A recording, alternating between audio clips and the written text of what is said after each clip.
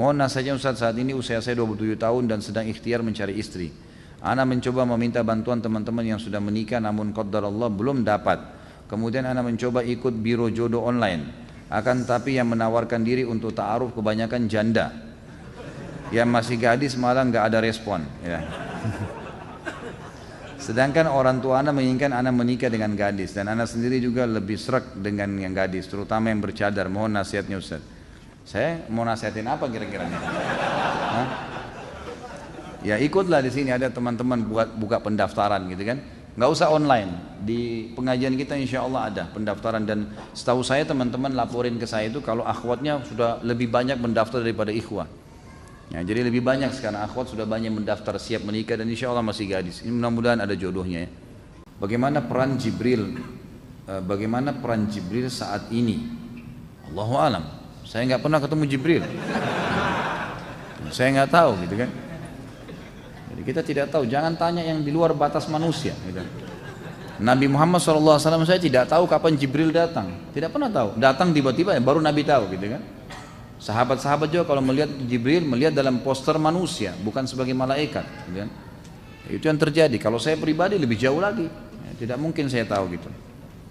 Ustadz, iblis tidak mati, apakah jin bisa mati? Iblis mati ya, bukan tidak mati. Mati tapi nanti hari kiamat bersama dengan hancurnya kiamat iblis mati. Jadi dia mati. Apakah jin mati? Mati semua ya. Jadi semua mati. Ada doa Nabi SAW mengatakan ya sesungguhnya Allah Qaum Maha hidup, jin dan manusia mati. Ada hadis Nabi SAW, doa mereka, beliau begitu. Ustaz, anda pernah mimpi dijegal syaitan yang menyerupai sapam. Menyerupai sapam komplek rumah ana yang berusaha menjegal ana sholat subuh. Dan beberapa hari kemudian sapam tersebut ternyata meninggal dunia. Apakah itu perbuatan syaitan? Tentu saja, ya. Ini kan mimpi. Syaitan memang begitu. Bisa saja, apalagi sholat subuh. Memang sholat subuh itu kata kunci. Kalau kita dibuat takut-takut sholat subuh itu berarti dari syaitan memang. Karena memang dia tahu kalau sholat subuh kita nggak bisa ganggu kita. Seharian sampai besok subuh lagi ya, dijamin. Besok sholat lagi, dijamin lagi sampai subuh, nggak bisa diganggu sama dia. Bisa saja, tapi kalau masalah sapam itu meninggal dunia beberapa hari kemudian itu karena ajal, nggak ada hubungannya sama mimpi anda, gitu kan. Setelah berhubungan suami istri, apakah boleh sholat wajib hanya dengan wudhu tanpa junub, tanpa mandi? Nggak boleh lah. Ini iseng aja bertanya. Wajib mandi junub ya akhi. Atau mungkin yang nanya masih bujang kali ini. Belum punya pengalaman ya. Belajar dari Pak Yoyo ya. Apa itu khurafat? Apakah benar itu adalah nama seseorang yang diculik ke alam jin, lalu setelah beberapa lama dikembalikan ke alam manusia? Dari mana ini? Ini yang disampaikan oleh antum itu khurafat. Khurafat itu kebohongan, kedustaan. Ini yang ditulis dari contohnya, ini khurafat. Alhamdulillah terjawab sendiri. La ilaha illallah. Bolehkah meminum sperma pasangan kita? Tolong diuraikan Ustaz. Apa yang mau diuraikan? Ada-ada saja ini yang bertanya. Sperma dalam agama Islam tidak dihitung najis. Sperma tidak najis dalam Islam.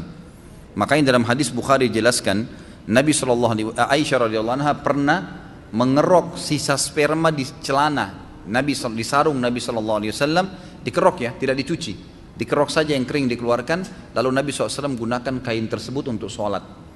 Dari hadis ini ulama fikih sepakat mengatakan sperma itu tidak najis ya, tentu dianjurkan agar tidak sampai menelan, tapi kalau itu pun terjadi sebagian ulama fikih mengatakan karena dia tidak najis maka tidak ada masalah gitu. Tolong jelaskan bersumpah atas nama Nabi SAW. Ini seperti ujian ini, tolong jelaskan, lalu tanda tanya. Baik Pak Guru, saya jelaskan. Jadi orang mengatakan misalnya demi Nabi ya. Kalau dalam bahasa Arab dikatakan wan Nabi. Banyak orang-orang biasa di Mesir mengatakan begitu, demi Nabi, demi Rasulullah gitu kan. Nah ini kata-kata demi, ini dalam bahasa Arab waw kasam namanya, waw sumpah. Ini nggak boleh kecuali nama Allah Subhanahu Wa Taala. Kita harus menggunakan nama Allah SWT dalam sebuah, dan Nabi SAW sendiri mengajarkan kita untuk itu. Kayak gitu. Tidak pernah ada satupun sahabat yang dinukil kepada kita mengatakan wan Nabi atau war rasul, gitu kan. Tapi mereka menggunakan wallahi, demi Allah, dan Rasulullah SAW sendiri juga menggunakan itu, ya. Dengan 3 lafadznya wallahi, tallahi, dan billahi. Saya wanita dan saya takut mati syahid, apa doanya? Bolehkah berdoa agar tidak mati syahid yang dikriteriakan seperti terbakar, tenggelam, tabrakan? Nggak usah dibayangkan ini. Terbakar, tenggelam, dibacot sama musuh, nggak usah dibayangkan itu. Saya sudah bilang tadi, itu tidak akan berpengaruh kepada orang yang sedang terjadi proses kematian. Karena orang kalau mati dalam Islam hanya lihat satu, malaikat maut cabut ruhnya, titik, nggak lebih daripada itu. Itu saja. Maka ini saja yang kelihatan, tidak lagi dilihat orang yang bacot badannya, luka badannya, itu sudah tidak ada lagi. Jadi nggak perlu takut, nggak perlu ada yang dikhawatirkan, gitu kan? Minta kepada Allah SWT agar diangkat rasa takut itu.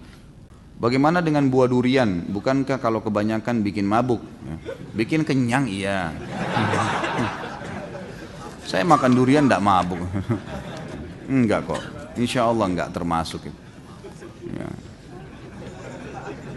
Jadi jangan semuanya ditarik ke masalah khamr, ya. Jadi seperti apapun, antum makan nasi kalau makan 1 bakul mabuk juga tuh. Jadi kekenyangan nggak bisa jalan juga kan.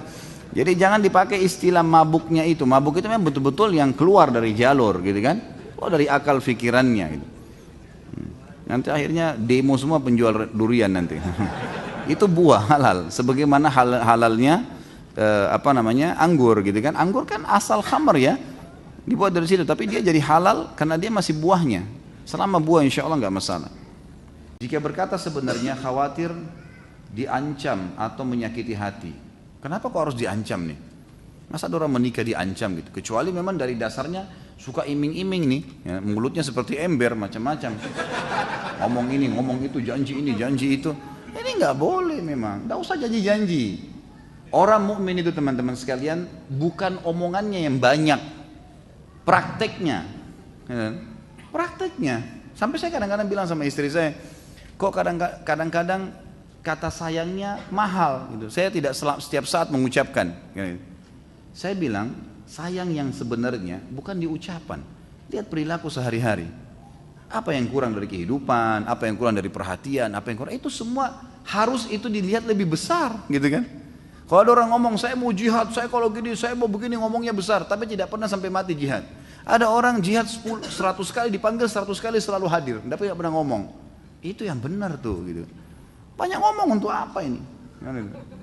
Jika haram, atasan saya pernah bilang selama perusahaan membayar zakat maka keuntungan penjualan sistem ke bank konvensional akan menjadi halal. Ini akal-akalan dia nih. Bagaimana bisa dia mengatakan gitu?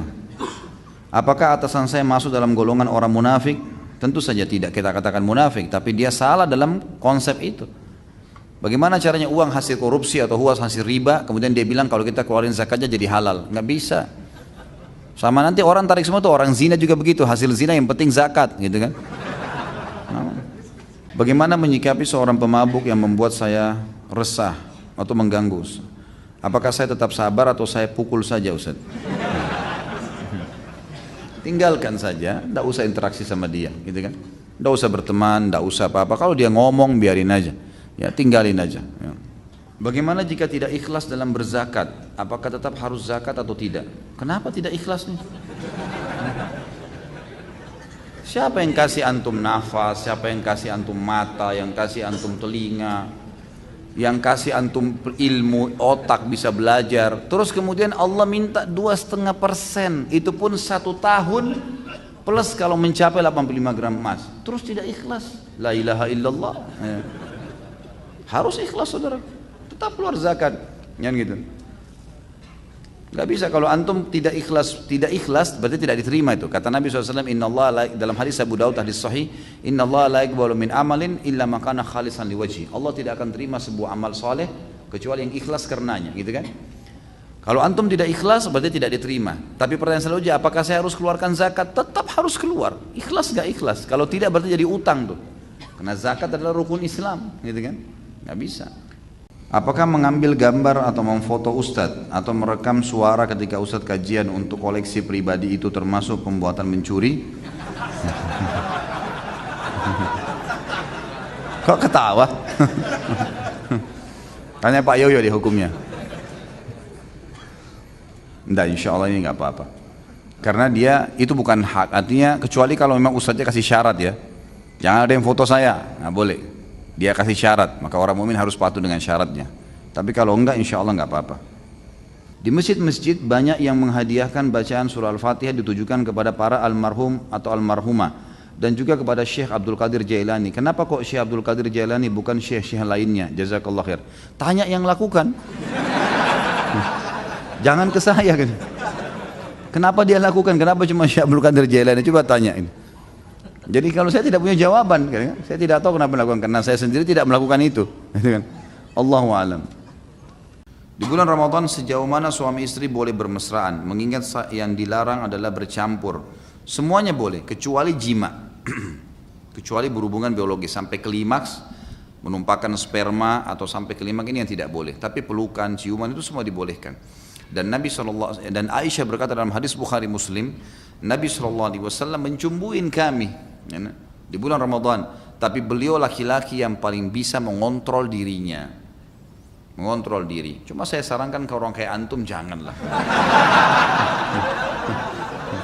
Saran saya nggak usah. Nah iya, nanti kalau kebablasan kan masalah. Tambah korinnya bisikin, sudahlah tanggung. Nah. Jadi hindarilah. Bagus kerja ya, kasih kesibukan yang lain. Nanti buka puasa silahkan. Sepuasnya sampai pagi. Enak. Ini yang bujang-bujang kesian nih dengar begini-begini. Bagaimana caranya menghilangkan najis waktu orang tidur mulutnya ketetesan air apa ini? Air ludah anjing sampai ke tenggorokan. Cara menghilangkan najisnya gimana? Allahu alam nih. Ini kasus baru nih. Bisa anjing masukin air liur di mulutnya gitu. Karena ini saya belum pernah temukan ya gitu. Seperti dia lagi tidur ngangap gitu terus anjingnya datang gitu. Ya semoga Allah maafin, semoga Allah hilangkan ya. Allahu alam, saya tidak tahu jawabannya ini harus seperti apa. Karena tidak mungkin kita kumur-kumur sama pasir kan. Apakah apabila kita melihat kucing ditendang, bolehkah kita membalasnya? Nanti Tuhannya yang balas, Allah Subhanahu wa taala. Enggak usah Anda. Hanya tendang-tendangan berlanjut lagi. Apakah ketika kita sholat kemudian terlintas di memori pikiran kita, misal kita habis nonton film Mahabharata dan film yang ada dewa-dewa, Athena dan lain-lain, kemudian pas sholat terlintas dewa-dewa dan gambaran di film, apakah itu termasuk syirik? Pertama, jangan nonton. Tadi saya bicara tuh jangan, saya bilang anak kecil aja tidak boleh nonton, apalagi orang sudah besar. Ngapain mau ditipu dengan cerita kosong? Itu bohong, dusta. Dusta semua itu, jangan dinonton. Akhirnya kan lihat efeknya apa yang syaitan lakukan, dimunculkan dewa-dewa itu. Jadi nggak ingat Allah SWT. Itu bukan syirik tapi dosa. Tak, kalau syirik kalau Anda bilang oh ini Tuhan saya, pas muncul gambarnya dia, Anda bilang ini Tuhan saya, nah itu baru syirik, itu nggak boleh, gitu kan. Apakah sholatnya harus diulang? Padahal kita nggak ada niat untuk berpikir ke sana. Namun pikiran akal kita menyimpan memori tersebut. Ya tentu saja tidak diulang, nah, kecuali kalau memang kita sudah sampai hal-hal yang membatalkan sholat, seperti misal syirik gitu ya, menganggapnya oh ini berarti ini Tuhan saya nih, kita iakan terbawa dalam pikiran, itu baru. Karena tidak boleh mengulangi sholat tanpa ada udzur syar'i. Udzur syar'i itu batal wudunya, belum masuk waktu baru ketahuan, salah menghadap kiblat, nah itu mungkin. Apa benar hadis yang berbunyi barang siapa yang melakukan hubungan suami istri di malam Jumat, Kamis malam, maka pahalanya sama dengan membunuh 100 Yahudi? Ini dari mana hadisnya? Hah? Ini hadis maudhu, dusta, nggak pernah ada. Sudah kalau mau berhubungan aja, nggak usah bawa hadis. Apalagi 100 Yahudi. Ini siapa yang iseng bertanya nih? Kalau mau bunuh Yahudi yang benar datang ke Palestina, nah itu baru benar. Kaifa haluka Ustaz Khalid? Alhamdulillah baik. Lama tak jumpa Ustaz, 2 minggu serasa 2 tahun. Rasanya kangen kalau nggak dengar tausiah Ustaz Khalid. Dengarin di YouTube udah berkali-kali nggak bosan-bosan. Sampai istri saya gerah karena yang didengar masalah poligami. Ceramah saya itu ada 300 judul. Poligami itu belum pernah judul khusus ya, cuma pertanyaan. Kenapa antum dengar yang itu? Gitu. Kan masih banyak yang lain gitu. Emang sengaja cari gara-gara kan gitu. Ana mau nanya, apakah ain bisa mengena ke barang atau hanya orang saja? Bisa ke barang. Bahkan di Saudi itu saya dengarkan dari para masyayikh, dari para ulama-ulama kita tuh bisa sampai merusak kendaraan. Ada mobil baru lewat, oh baru ya, bagus ya, itu bisa tabrakan itu. Makanya harus hati-hati. Caranya diobati dengan selalu mengucapkan Masya Allah, Tabarakallah. Nah kalau di Saudi itu sudah menjadi tradisi orang karena mereka faham sekali. Dan ada hadis Nabi, hati-hati teman-teman. Bunyinya gini, kata Nabi SAW, mayoritas umatku mati penyebabnya ain. Penyebabnya ain. Justru karena hasutnya orang. Jadi rumah tangganya orang bisa pecah, usahanya bisa bangkrut, badannya bisa sakit, itu karena ain. Dan obatnya sederhana. Obatnya setiap orang puji, kita mengatakan Masya Allah, Tabarakallah. Selalu begitu. Atau kalau kita memuji, kita juga mengucapkan. Walaupun antum tidak punya penyakit ain, tetap harus hati-hati. Setiap muji anak, muji istri, muji suami, muji kendaraan sendiri, Masya Allah, biasakan.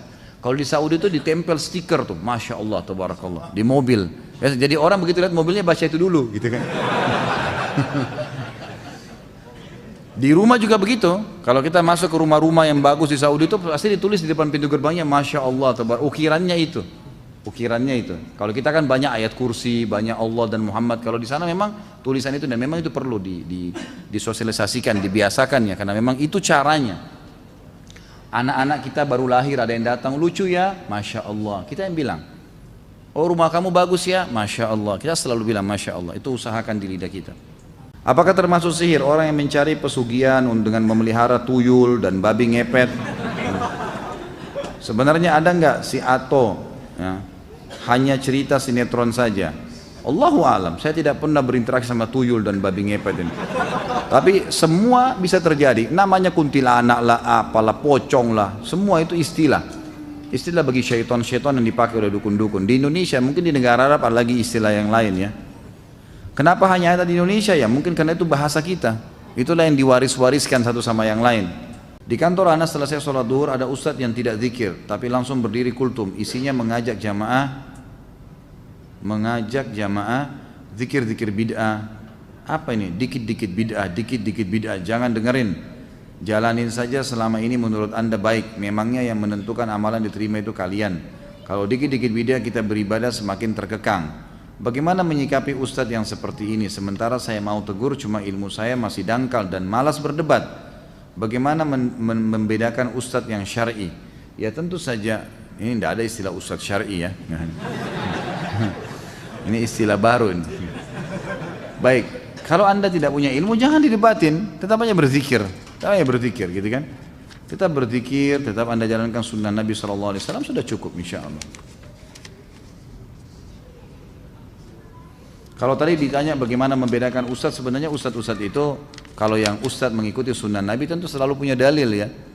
Ini perkataan ini firman Allah dalam surah ini kata Nabi SAW. Jadi tidak pernah dari dia, tidak ada pendapat pribadi.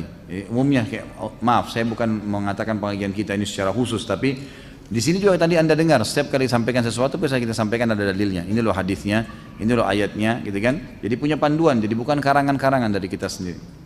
Ada ustadz yang bisa mengetahui bahwa si A sakit paru-paru dan ternyata benar apa yang ustadz itu katakan. Apakah itu berdosa jika kita percayai?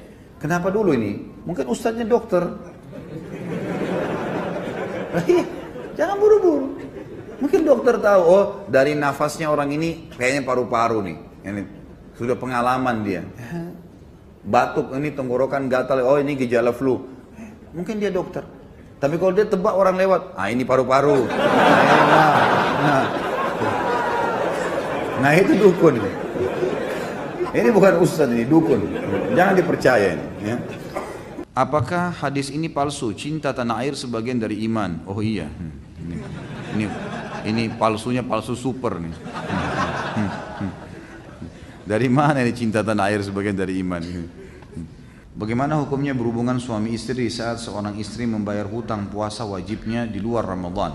Batal puasanya. Ya. Sabarlah, ini suaminya. Masa nggak bisa sabar nih? Kalau setiap istrinya bayar utang Ramadan diganggu kan kesian. Kapan bayar utangnya? Ya nggak Pak Yoyo? Iya, harusnya begitu. Jadi kalau istri lagi puasa pulangnya habis maghrib, kan itu. Jadi batal puasanya kalau memang dibatalin oleh suaminya batal. Tapi ini tidak boleh semestinya. Semestinya si istri nggak boleh batalin, semestinya.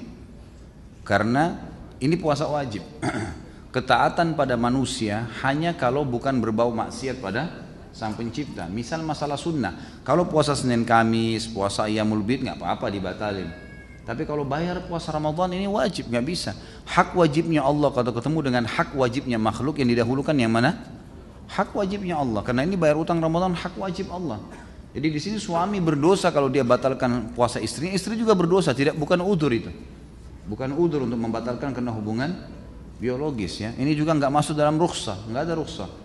Masih masuk dalam rukhsah kalau dia musafir malah, gitu kan?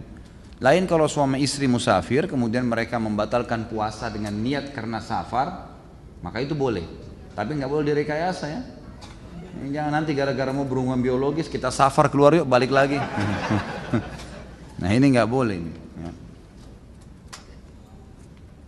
Tentu di sini kalau dia lakukan, Allahu alam. Pendapat ulama khilaf tentang kalau orang melakukan di bulan Ramadan, suami istri, maka ada kafarah kan? Selain dia membayar utang Ramadan itu, misal suami istri di siang hari Ramadan berhubungan biologis, batal puasanya. Tidak ada rukhsah, bukan karena safar, bukan karena sakit, juga bukan karena udzur, gitu kan? Maka kemudian mereka batal puasanya karena berhubungan biologis. Ini selain bertobat kepada Allah, bayar nanti utang Ramadannya di luar Ramadan, dan juga kena kafarah. Kafarahnya itu bebasin budak, kalau nggak punya maka puasa 2 bulan berturut-turut, kalau nggak punya maka memberikan makan 60 orang miskin, gitu kan? Tapi kalau misal di luar Ramadan, kayak pertanyaan ini, di luar Ramadan, ini yang berselisih pendapat ulama. Apakah juga orang yang bayar utang Ramadan kena denda kafarah kalau dia batalkan? Ini pendapat ulama, ada yang mengatakan tidak kena, ada yang mengatakan kena. Tapi pendapat yang paling kuat tetap kena. Karena permasalahannya dia sedang melakukan puasa Ramadan walaupun di luar Ramadan, dan ini masih berhubungan karena Allah Subhanahu wa taala pada saat berfirman, "Fa'iddatun min ayyamin ukhar", gantikan dengan hari-hari yang lain. Ini yang diganti adalah puasa Ramadan. Berarti hukum Ramadan berlaku padanya walaupun di luar Ramadan. Seperti halnya di Palestina dan Syria yang lagi perang, jika suami berkehendak ikut jihad di sana, mana yang sebenarnya harus dia utamakan? Ustadz, mana yang lebih utama? Pergi perang meninggalkan anak istri atau menjaga anak istri di rumah? Pergi perang tentunya.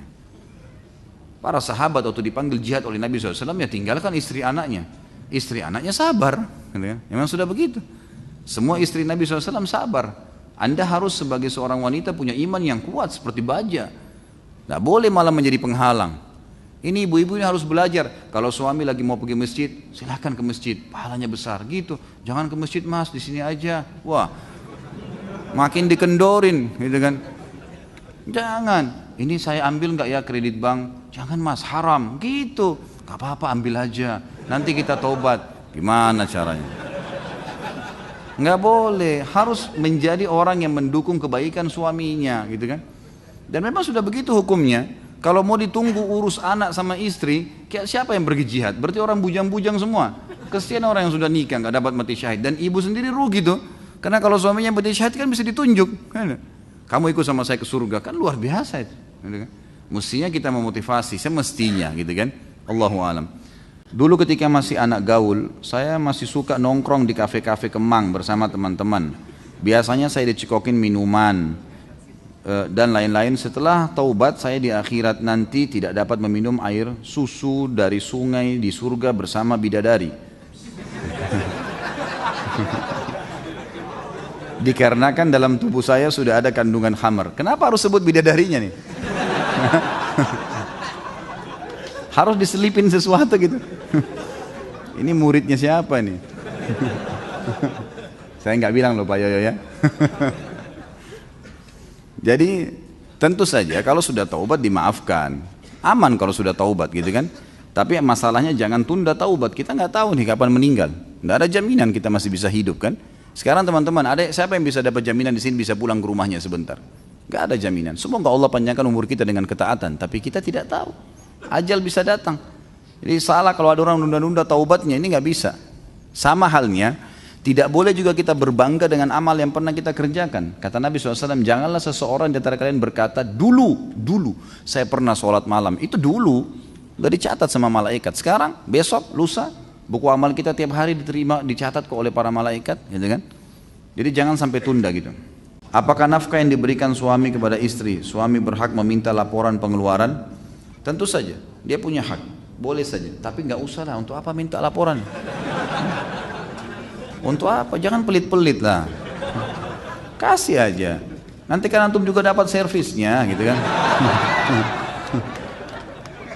Ketawanya besar-besar nih ya. Padahal saya cuma bermaksud secara umum loh. Ya Pak Yo? Gimana nih? Saya sudah berpacaran dengan seorang Katolik selama 2 tahun, tapi alhamdulillah saya sudah putus. Setelah saya putus, saya mendengar mantan saya yang Katolik tersebut dekat dengan pria lain. Dan suatu hari mereka pergi ke Bandung dan menginap. Apakah saya dosa jika saya berpikiran jika mereka berzina? Ini apa?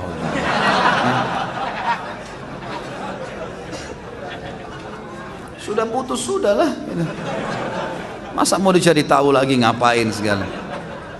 Antum harus bersyukur. Saya pikir tadi pertanyaannya, apakah saya sudah benar putusin dia? Jawabannya iya. Ini ke hotel, lalu saya berpikiran mungkin dia berzina. Saudaraku, udah usah, terlalu jauh ini ya. Saya sarankan teman-teman yang begini segera menikah dengan mukminah insya Allah, jadi aman. Tidak pikirin lagi perempuan seperti itu. Apa hukumnya merokok? Ini Pak Yoyo sudah tahu. Bukan saya, sudah sering ditanya. Sahkah sholat kita apabila imam sholat berjamaah masih merokok? Sudah dijelaskan gitu kan. Rokok haram, haram, nggak boleh merokok. Jangan merokok sudah. Semua dokter, semua ulama, semua pemerintah nolak. Coba, apalagi mau argumen lebih kuat daripada itu? Ditulis, pemerintah tulis rokok bisa membunuhmu. Mau nunggu apa lagi kata-katanya? Saya nggak tahu nih merokok membaca atau nggak baca gitu. Jelas-jelas tulisannya masih dilakukan. Nggak boleh, haram. Gitu. Bagaimana hukumnya imam perokok? Kalau sholat, kalau ada imam lain pindah di tempat lain. Kalau nggak ada dan antum memang tidak punya imam lain, memang harus dan imam tempat itu, maka ulama mengatakan hukumnya masih boleh. Asal memang dia bukan merokok sambil sholat, gitu kan? Loh iya, memang dia merokok di luar sholat. Dia kan sama dengan orang berbuat dosa di luar sholatnya. Lalu dia sholat, dia ikutin rukun-rukunnya semua syaratnya, sahkan sholatnya, gitu kan? Maka selama dia di luar sholat itu lain, tapi dalam sholat nggak boleh. Cuma kalau masih dapat imam lain, alhamdulillah lebih baik. Belum lama saya coba ta'aruf, tetapi sehabis pertemuan si akhwat tidak berkeinginan untuk lanjut ta'aruf sama ana. Dan akhirnya ana tidak percaya lagi untuk ta'aruf. Nah, apa yang harus ana lakukan kalau sudah ada perasaan seperti ini? Mana akhwat kita ini, kesian nih. Siapa akhwat yang siap nikah nih? Ayo. Kenapa putus asa, akhi? Tidak ada perempuan lain. Hah? Harus kuat, kan itu. Jangan kurung diri kita di sebuah persepsi atau kurung yang saya pernah bilang, bingkai kehidupan yang kita buat sendiri. Saya kalau tidak nikah sama ini saya gila. Gitu. Nanti gila benar nanti. Jangan. Ini tidak mau ya sudahlah, gitu kan. Cari yang lain, banyak makhluk Allah, masya Allah, hamba Allah penuh. Bahkan perempuan sekali lebih banyak daripada laki-laki, gitu kan. Bersangka baik, kalau antum di jalan Allah sudah benar, kemudian tidak jadi berarti kebaikan tuh. Jangan putus asa. Yakinlah dengan Allah, karena nikah adalah sunnah Nabi SAW. Pasti baik. Minta sama Allah petunjuk, insya Allah Allah akan kasih gitu. Dan saya sarankan teman-teman masih bisa mendaftar di sini, banyak kok kan. Bisa mendaftar di masjid kita ini, insya Allah akan ada biodata yang dikasih dan akan disatukan oleh teman-teman yang sudah membuat itu. Hari ini saya bekerja setengah hari karena saya ingin menghadiri kajian Ustadz. Karena jika saya kerja full, saya akan terlambat menghadiri kajian Ustadz dan juga telat sholat maghrib. Bagaimana pendapat Ustadz? Apakah yang saya lakukan ini benar? Ini bagaimana cara jawabnya nih? Hah? Kenapa kok Ustadz selalu yang di bawah-bawah nih? Hah? Benar nggak ini gara-gara majelis ilmu? Gitu? Tentu kalau antum punya akad di kantor nggak boleh, akhi. Kalau akad kantor antum kerja sampai jam 5 sore, ya jam 5 sore. Kalau mau lebih aman, pamit. Siapa yang bertanggung jawab di kantor? Khusus hari Rabu misalnya, saya mungkin pamit untuk keluar jam sekian. Bisa nggak? Karena ada majelis ilmu yang saya mau sampaikan. Oh nggak bisa gini-gini, baik. Apa konsekuensinya? Mungkin gaji saya dipotong untuk hari itu setengah atau apa? Nggak masalah. Atau saya ganti dengan jam lain di hari lain saya lembur. Apa negosiasi coba sampaikan gitu kan? Kalau tidak ada pintu sama sekali, akadnya antum tanda tanganin harus jangan ya, nggak boleh. Majelis ilmu, majelis baik, majelis suci, nggak boleh ternodai dengan maksiat. Antum maksiat dengan tempat kerja nggak boleh. Harus bahasakan baik-baik sama mereka, gitu kan? Karena antum sudah akad, sudah akad. Makanya saya bilang lebih baik sampaikan. Mungkin ada di antara teman-teman yang bertanggung jawab di kantor yang muslim bisa faham. Kita berikan penjelasan dengan cara nego tadi. Mungkin gaji kita dipotong, mungkin kita ganti dengan jam kerja yang lain, lembur, mungkin dan seterusnya. Hal-hal yang positif saja. Allahu a'lam, itu yang saya tahu. Jadi lebih baik seperti itu. Kalau masalah sholat maghrib jangan dihubungkan, akhi. Sholat maghrib antum harus sholat, nggak bisa enggak. Mampir di mana saja masjid, gitu kan? Di mana saja. Saya kalau keluar telat, saya cari masjid di pinggir jalan. Mana masjid, mampir sholat dulu, baru datang ke sini, gitu kan? Nggak ada masalah, sholat dulu. Gitu. Jangan ditunda sholat maghribnya, jangan hanya kena takut kehilangan majelis, nggak apa-apa. Dan alhamdulillah sekarang fasilitas sudah selalu teman-teman tim upload di YouTube. Kajian kita sekarang, insya Allah minggu depan antum sudah dapat kajian yang sama, sudah ada gitu. Bisa ditonton, bisa diulang-ulangin, insya Allah nggak ada masalah, gitu kan? Allahu a'lam. Perceraian sebuah solusi jika sebuah solusi cerai pada akhirnya salah apa ini? Akhirnya salah. Bagaimana? Contoh misalnya menikah suami istri orang Cina, pas melahirkan ternyata bule. Padahal pas tes DNA memang anak dari mereka. Barakallahu fiik. Loh, tentu saja tidak boleh buru-buru, ya. Saya pernah ada sahabat kan begitu ya. Dia putih, istrinya putih, keluar anaknya hitam kelam gitu kan. Langsung dia vonis istrinya, kamu selingkuh. Kata istrinya, demi Allah nggak ada yang sentuh saya kecuali kamu. Lapor ke Nabi SAW. Langsung Nabi didik si laki-laki itu. Ditanya, kebetulan laki-laki ini punya peternakan unta. Apa kau punya peternakan unta? Dia bilang, iya ya Rasulullah. Baik, ada untamu nggak berpasangan? Dia bilang ada. Induknya ya si jantan sama betinanya. Apa warna mereka? Kata dia coklat kemerah-merahan. Anaknya ada nggak? Ada, 5 ekor anak. Ada nggak? Apakah semua warna anaknya mirip sama warna ibu ayahnya? Dia bilang tidak. Ada satu bahkan berbulu warna hitam, ya, coklat kehitam-hitaman. Kata Nabi SAW, kenapa bisa? Dia bilang, mungkin ini tarikan dari jalur nasabnya. Mungkin dari kakek-kakeknya dulu. Kata Nabi SAW, anakmu seperti itu. Ini seperti itu, gitu kan? Jadi makanya jangan buru-buru mau bercerai. Kalau kita tanya pasangan kita, ini kok bisa anaknya berbeda? Kan gitu. Tapi memang Allahu alam ya, kalau dari pertanyaan tadi ini agak unik ya. Kalau Cina sama Cina keluar bule ini, ini agak unik ini. Berarti harus ada kakek-kakeknya yang dulu bule gitu kan. Tapi setelah dites DNA ternyata benar, jadi makanya tes DNA dulu, baru cerai kalau memang betul tidak terbukti. Jadi jangan buru-buru, ya. Allahu a'lam. Ada saja masalah. Apa sebabnya? Apa sebab musababnya suami bercerai dengan istrinya? Allahu a'lam. Ya Allahu a'lam. Apa sebabnya gitu? Anda sendiri bisa jawab gitu kan. Kalau dikatakan apa gambaran syar'i yang membolehkan atau apa alasan syar'i yang membolehkan suami menceraikan istrinya, nah itu boleh saya jawab tuh, gitu kan. Tapi kalau sebab musababnya ya tergantung individual. Ada orang mungkin karena dia bosan, ada orang karena ini, ada orang karena itu, godaan syaitan, tidak paham agama banyak. Afwan Ustaz, pertanyaan saya di luar tema. Dari tadi di luar tema. Ya ingin saya tanyakan, apakah pada hari kiamat nanti orang-orang pelaku perbuatan-perbuatan bidah akan dibangkitkan bersama dengan orang-orang yang mereka contohi dalam melakukan perbuatan tersebut? Misal orang yang mengikuti seorang kiai yang mengajarkan tentang perbuatan ibadah yang tidak dicontohkan oleh Nabi SAW. Apakah orang-orang yang mengikuti perbuatan kiai tersebut akan dibagikan bersama dengannya? Mohon penjelasannya Ustaz. Kalau apakah dibangkitkan bersamanya, Allahu a'lam. Ini saya tidak tahu dalilnya. Tapi pasti akan dibangkitkan, dan nanti setiap orang yang menjadi penyebab orang lain melakukan satu perbuatan yang Allah tidak ridhoi, Rasulullah SAW tidak contohkan, pasti akan dipertemukan di mahkamahnya Allah dan akan diminta pertanggungjawaban masing-masing. Itu ada di riwayat masalah itu, tapi apakah dibangkitkan secara bersamaan, ini saya tidak tahu dalilnya. Bagaimana cara menasihati kakak yang jika diajak sholat berjamaah di masjid mengatakan aku nggak mau kelihatan riya karena sholat dilihat orang, yang penting kan sudah sholat di rumah, nggak perlu dilihat orang. Inilah waswas syaitan. Harus dilawan, gimana caranya? Perintah Allah dan Rasulnya begitu. Ini waswas syaitan, ini tidak boleh. Tapi jika kira ada tahlilan berjamaah, beliau datang dengan mengatakan Kita ini hidup bermasyarakat, nggak bisa hidup sendiri. Kalau kita mati siapa yang mau ngubur kalau kalau bukan tetangga gitu kan. Ini waswas syaitan luar biasa, ini permainan syaitan ke dia. Sampaikan apa adanya, tugas Anda sampaikan saja, selebihnya doakan. Kita nggak bisa mengubah orang itu. Bagaimana menyikapi keluarga yang masih percaya kepada peramal? Sama saja, nasihati ya. Bagus kalau semua begini pertanyaannya nih. Saya tinggal jawab, nasihati, selesai.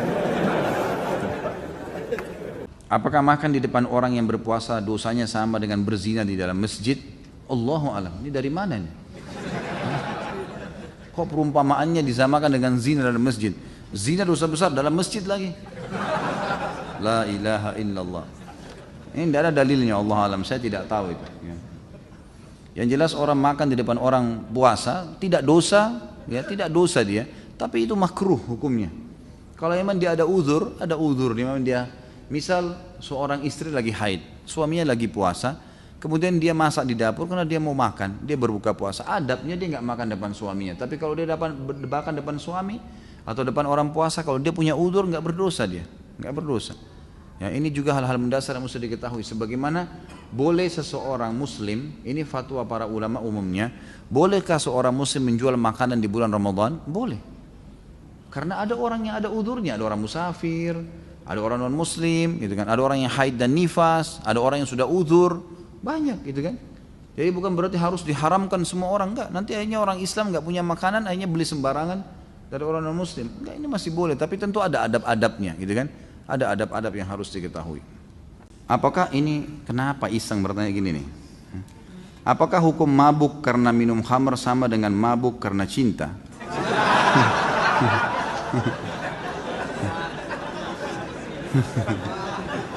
Ini siapa ini Pak Yoyo?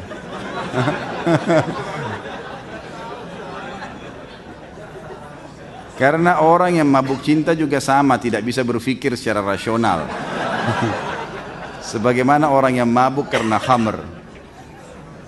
Ada teman Ana sudah ikut pengajian, tahu hukumnya, tapi masih saja tetap pacaran karena begitu cintanya atau mabuk cinta dengan wanita yang dicintainya. Ini sebenarnya orang-orang yang masuk di alam itu saja yang menggunakan istilah mabuk, gitu kan? Tidak ada, dari zaman Nabi SAW, Nabi SAW mencintai istrinya Aisyah radhiyallahu anha, tapi tidak mengatakan mabuk cinta, tidak ada itu istilah, gitu ya. Ini cuma istilah yang digunakan saja, beda tentunya ya. Kita berbicara masalah konsumsian, ya, dikonsumsi dalam tubuh manusia dari cairan ataupun serbuk tadi. Jadi beda ini. Tentu masing-masing punya hukum ya. Kalau dia pacaran hukumnya haram, nggak boleh. Pacaran sebelum nikah haram, pacaran sesudah nikah halal. Ya, makanya nikah dulu, akad nikah, dan sudah panjang lebar sering kita ingatkan masalah itu. Ustaz, bagaimana acara di TV seperti infotainment kalau kita tonton, apakah kita berdosa? Ya, tergantung beritanya, tapi mayoritasnya dosa. Gitu. Gosipin orang gimana? Hah? Riba. Alhamdulillah ada diingatkan sama guru kita. Riba itu nggak boleh. Jadi tidak usah tonton. Tapi enak Ustaz, memang enak, asyik. Ya. Jangan salah loh. Loh iya. Saya pernah kasih contoh, kalau nonton film Hollywood, film Bollywood, enak gak? Enak dua, bagaimana enggak didatangkan artis yang gagah, yang cantik, ahli, action segala, terus dikatakan enggak enak, asyik tuh nontonnya memang, tapi dosa masalahnya. Kan gitu. Setiap dosa, setiap berbuat dosa, dia akan menarik kadar kehusyuan seseorang. Jadi kadar kehusyuan kita turun pada saat kita berbuat dosa itu teman-teman. Jadi ini hati-hati. Makin kita tutup pintu dosa itu, makin tinggi rate kehusyuannya. Ya. Jadi tutup memang lebih baik tutup, nggak usah. Dan selalu begini, saya sudah bilang ini, selalu gunakan, ingat kata-kata saya teman-teman sekalian. Kalau kita tergoda untuk berbuat satu dosa, tanya, kalau saya tidak buat kenapa? Kenapa kalau nggak dilakukan? Nggak ada masalah. Kalau tidak nonton kenapa? Matanya jadi buta? Enggak kok, gitu kan? Nggak ada masalah. Saya butuh informasi Ustaz, informasi yang bermanfaat, masalah kesehatan, masalah ilmu pengetahuan, itu masuk akal. Informasi tentang rumah tangganya orang untuk apa? Untuk apa? Sama pembantunya lah, sama pekerjaannya lah, dan macam-macam, nggak ada gunanya sebenarnya. Saya bekerja di perusahaan pembuat sistem komputer yang komputer perbankan konvensional. Ini sudah sering ditanya ya. Apakah keuntungan penjualan sistem perbankan konvensional halal? Haram. Haram. Tidak boleh. Jangan cari sesuatu yang dihalalkan kalau ke ustadz, nggak bisa. Haram, haram. Ya, Anda melakukan berarti Anda konsekuensinya menanggung itu. Keluar kerja, cari tempat yang lain. Yang itu. Jangan bilang saya nggak bisa hidup, bisa dengan izin Allah. Semut di lubangnya hidup, apalagi antum gitu kan. Jadi jangan, ini nggak bisa. Bagaimana hukumnya apabila sebelum berhubungan suami istri kita nonton film Blue dulu? Agar tujuannya bisa membagikan syahwat. Syukran jazakallah khair. Kok pakai jazakallah khair ini pertanyaannya?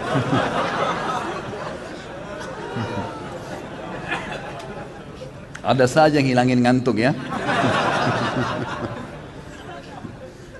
Tidak boleh akhi, nggak boleh nonton begitu, gitu kan?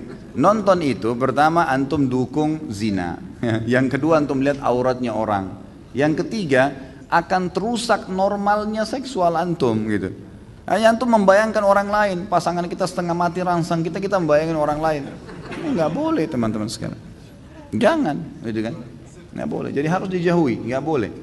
Jadi nanti akhirnya jadi penyakit. Antum tidak akan bisa menggauli pasangan kecuali dengan nonton. Bagaimana seorang laki-laki bisa tenang melihat istrinya lihat aurat laki-laki lain?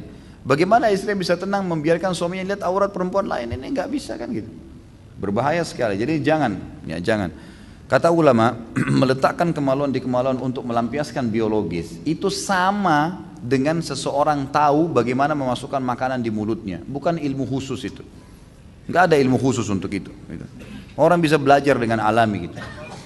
Saya pernah membaca dalam Sirah Nabawiyah istri Rasulullah SAW berjumlah 13, sedangkan dalam Quran kan dibatasi hanya 4. Ini kok bisa begitu? Itu maunya Allah, gitu kan? Harus bisa diterima. Nabi SAW punya khususiyah namanya. Khususiyah itu khusus buat Nabi, nggak boleh untuk orang lain. Seperti contoh, Nabi SAW menikah lebih dari 4 wanita, itu khusus buat Nabi SAW. Nabi SAW berpuasa wisal, menyambung puasa. Hari kedua, hari ketiga baru berbuka puasa. Ini nggak boleh dicontohi oleh kita. Sampai pernah Ibnu Umar mau ikutin, kata Nabi SAW tidak boleh, karena itu buat beliau. Beliau juga kalau sakit, itu double sakitnya manusia biasa seperti kita. Kata Nabi SAW, sungguhnya saya ditimpa penyakit lebih berat, berlipat-lipat dibandingkan yang kalian rasakan, atau 2 kali lipat dibandingkan yang kalian rasakan. Memang ada sendiri khusus buat Nabi SAW. Kasus beliau dinobatkan jadi Nabi, beliau menemui Jibril, itu semua khususiyah. Khusus buat Nabi SAW. Kalau kita manusia biasa 4, ya. Antum 1 aja lah, gitu. 1 aja masih susah gitu. Terus mau protes Nabi kenapa 13 gitu. Di rumah saya banyak tikus dan kecoak. Bagaimana cara membasminya secara benar? Tanya kepada ahlinya itu. Siapa di sini yang bekerja nih membasmi serangga? Kalau tanya kepada saya hukum halal haram, Bapak Ibu, masa basmi kecoak? Tapi boleh, kalau mau dibunuh boleh saja gitu kan. Dibunuh tuh, kalau kita masih bisa aman, disapu, dikeluarin itu lebih bagus gitu. Tapi kalau mau dibunuh karena mengganggu boleh saja. Jika ada 2 handphone baru, yang lama mana yang akan dipilih? Mustahil yang lama akan dipilih, pasti akan dianggurin, dibuang. Apa ini? Mustahil bisa adil. Apa yang ditanya? Jika berlaku adil adalah hukumnya wajib, untuk apa menjalankan sunnah yang jika dikerjakan malah bisa menjerumuskan ke hal yang menyebabkan seorang menjadi tidak adil? Begitulah pernyataan balik yang dilemparkan istri kepada suami ketika sedang mendengarkan ustadz menjelaskan poligami. Bagaimana menyikapi pertanyaan ini? Maaf ustadz, ujung-ujungnya bukan cari gara-gara. Gimana tuh Pak Yoyo? Jelas-jelas cari gara-gara ya. Jadi sabar aja gitu kan. Begini aja, ini selalu poligami. Ini teman-teman yang mau poligami harus jadi ahli perayu. Belajar merayu dong. Masa nggak bisa taklukin istri gitu kan? Bukan dengan kekuatan, dengan rayuan, dengan hadiah. Masa mesti diajarin? Ya harus bisa lah. Nggak bisa perempuan tuh pakai perasaan. Kalau antum datang mau poligami dengan power, saya akan menikah, pokoknya nggak mau tahu. Gitu, salah. Udah diajarin, nggak boleh. Rayulah, taklukin dia, gitu kan? Jadi mungkin dengan bercanda, mungkin dengan ini, mungkin dengan apa saja kebutuhannya dipenuhi ya, itu insya Allah bisa, gitu kan? Gak usah terlalu banyak tanya poligami lah. Ya. Nikah aja dulu, lancar dulu. Nanti kalau sudah lancar semua, nah, sudah mau melangkah ke langkah selanjutnya baru ada praktek khusus sama saya nanti.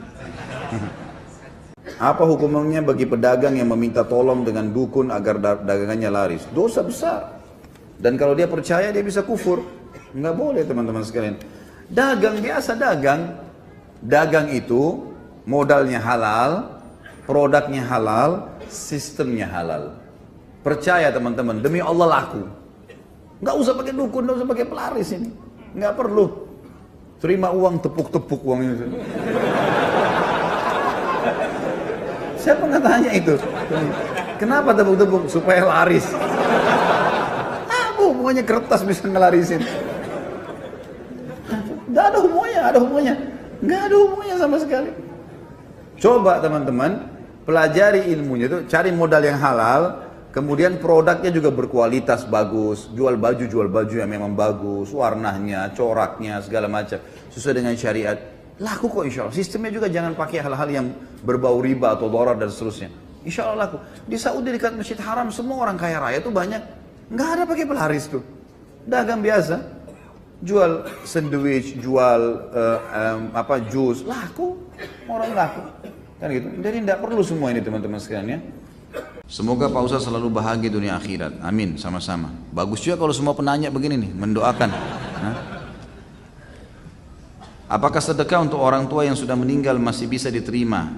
Jika sedekah itu dari anaknya, tentu saja. Jelas, hadis Nabi SAW riwayat Bukhari Muslim kan. Kalau anak Adam meninggal dunia, maka semuanya amalnya terputus keluar dari 3 sumber, diantaranya sedekah jariyah. Ya, sedekah yang dikeluarkan oleh orang-orang yang menjadi ahli warisnya setelah dia meninggal. Saya ingin menanyakan, apabila melihat wanita auratnya secara tidak sengaja lalu kita segera memalingkan pandangan kita, apakah itu berdosa? Dan apakah ada pembersihan dosanya? Ustaz pernah bilang mendengarkan musik di mall dan tidak sengaja tetap ada pembersihan dosa itu. Tentu saja kalau tidak sengaja, beda hukum melihat ya. Karena Nabi SAW sendiri mengatakan, pandangan pertama ya, bukan rezeki. Ini fatwa lain ini, bukan dari saya ya. Jadi pandangan pertama itu belum dihitung, belum dicatat, dan pandangan selanjutnya yang dicatat. Pandangan pertama ini ulama rincikan adalah tatapan yang tidak sengaja dan segera memalingkan, bukan pandangan pertama melotot sejam gitu kan. Itu salah. Apakah mendatangi dukun urut juga tidak dibenarkan? Saya pernah mengalami patah tulang dan berobat melalui dukun urut. Bagaimana hukum pengobatannya karena proses penyembuhannya tidak dapat diterima akal sehat? Apakah ada sihir di dalamnya? Ini sama juga butuh rincian tadi saya. Ada orang murni alami, seperti misalnya orang olahraga tiba-tiba kejang betisnya, lalu kemudian diurut sembuh, bisa terjadi kan? Refleksi bisa terjadi. Orang sakit kepala diurut sembuh, ya, itu insya Allah tidak ada masalah. Tergantung ini dia pakai apa nih? Kayak tadi misalnya. Alangkah baiknya kalau memang ada teman-teman yang langganan dengan tukang-tukang urut, biasanya gitu ada yang dipanggil ke rumah gitu kan, ya mungkin sesama jenis laki-laki sama laki-laki, mungkin bapak-bapak teman-teman ikhwah capek lalu ada langganannya, boleh ditanya muslim ya misalnya, terus kemudian ditanya bagaimana ini, apa ini sebenarnya yang dilakukan ini, urut apa, oh ini refleksi Pak murni gini, ada gunakan jin, enggak ada, ya sudah alhamdulillah kita tanya, enggak masalah.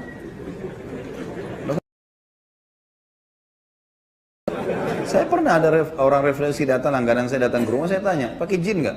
Saya tanya. Orang mukmin harus jelas, fi sarahatin raha, di setiap keterus-terangan ada kejelasan. Dia bilang nggak ada Pak Ustadz, ya sudah alhamdulillah. Ya. Kalau pakai jin nggak bisa ini, jangan urut saya.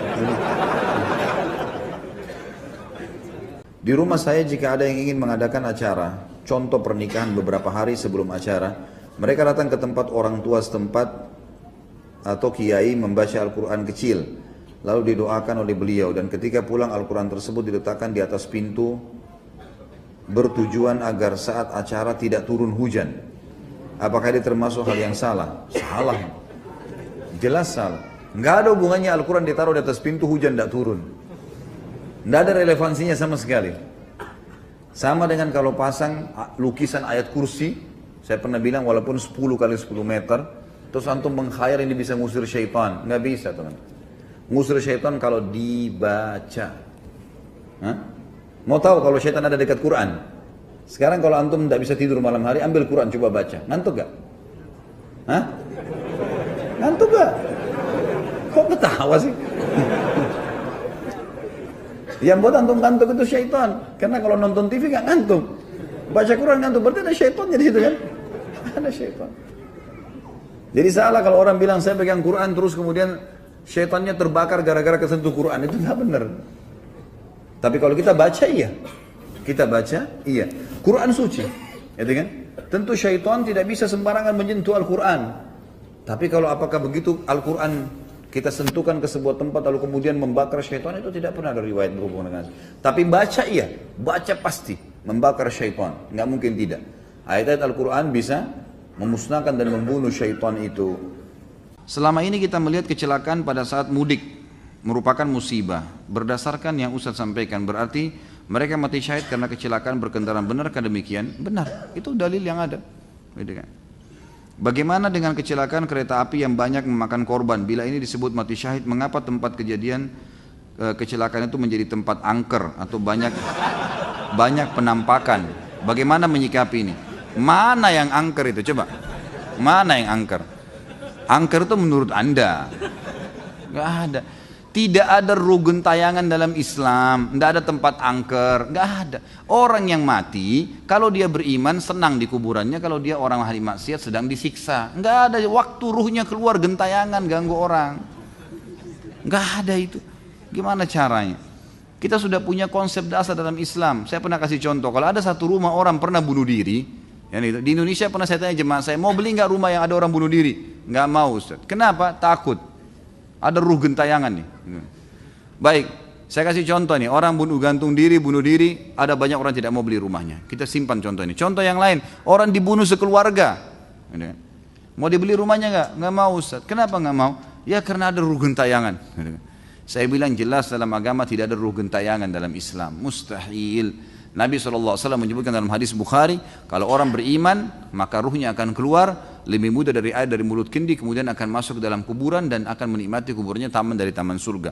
Kalau orang fasik, orang muslim banyak dosanya dan orang kafir akan masuk ke dalam neraka, akan masuk ke kuburan dan akan menjadi lubang dari lubang neraka sampai hari kiamat. Enggak ada waktu untuk mengganggu orang, gitu kan? Jadi enggak ada ruh gentayangan, enggak ada tempat angker, enggak ada. Orang tabrakan di situ sudah selesai tabrakan, matang ajalnya mati. Udah dibersihin kotorannya selesai, gitu kan? Gak ada masalah. Kalau Anda mengatakan banyak tempat angker, berarti orang-orang yang tinggal di kuburan tuh angker tuh. Tapi tinggal jaga kuburan, tiap hari makan, minum, gitu kan? Saya pernah masuk kuburan Jeruk Purut yang di Kemang itu, di tengah-tengah kuburan ada orang tinggal banyak. Sama anak cucunya tinggal di situ, nggak ada masalah. Gitu kan? Jadi pemahamannya harus diperbaikin nih. Saya ikut salah satu bela diri. Di situ kita belajar mengolah tenaga dalam. Sehingga kita bisa belajar mengenal benda dengan energi tenaga dalam yang ada. Misal bisa membaca dengan mata tertutup. Apakah itu tersebut ilmu sihir? Sihir ini. Bagaimana bisa membaca dan tutup mata? Hah? Di luar alam manusia itu. Bagaimana caranya tutup mata baca? Coba tangkap secara akal. Enggak mungkin ini. Hah? Dan teman-teman sekalian, semua ilmu tenaga dalam bagian dari sihir. Tak usah belajar tenaga dalam ya. Bela diri, keterampilan silahkan.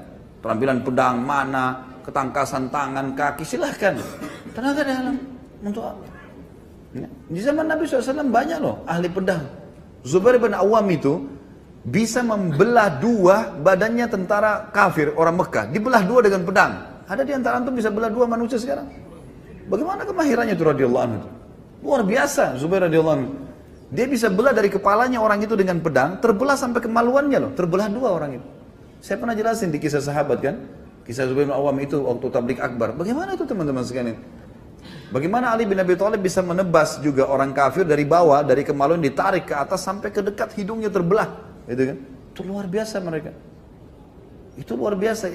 Ada keterampilan-keterampilan yang luar biasa dikuasai sahabat. Itu enggak ada. Tapi memang keterampilan, ketangkasan yang dia latih itu lain. Dan tidak di zaman dulu dan zaman sekarang sama sebenarnya. Kalau memang itu ilmu tenaga dalam dibolehkan, sudah dipakai oleh Nabi SAW, enak tuh. Dari jauh terlempar. Luar biasa. Untuk apa pakai pedang lagi? Hah? Sahabat pakai pedang, tangkis, serang, berdarah, Rasulullah SAW berdarah. Permainan syaitan. Ya. Ya harus ditinggalkan teman-teman sekalian. Lagian kalau pakai tenaga dalam sudah nggak jantan itu nanti ya. Hadapin, datang gitu kan, lihatkan ketangkasan. Jangan tersinggung ya. Jangan tersinggung. Tapi kalau tersinggung juga apa boleh buat? Saya sebagai pelaut sering berlayar, berminggu, bahkan pernah berbulan-bulan. Masturbasi atau onani dan melamun lagi hubungan suami istri, apa ini? Sambil menatap foto istri. Apakah ini bid'ah?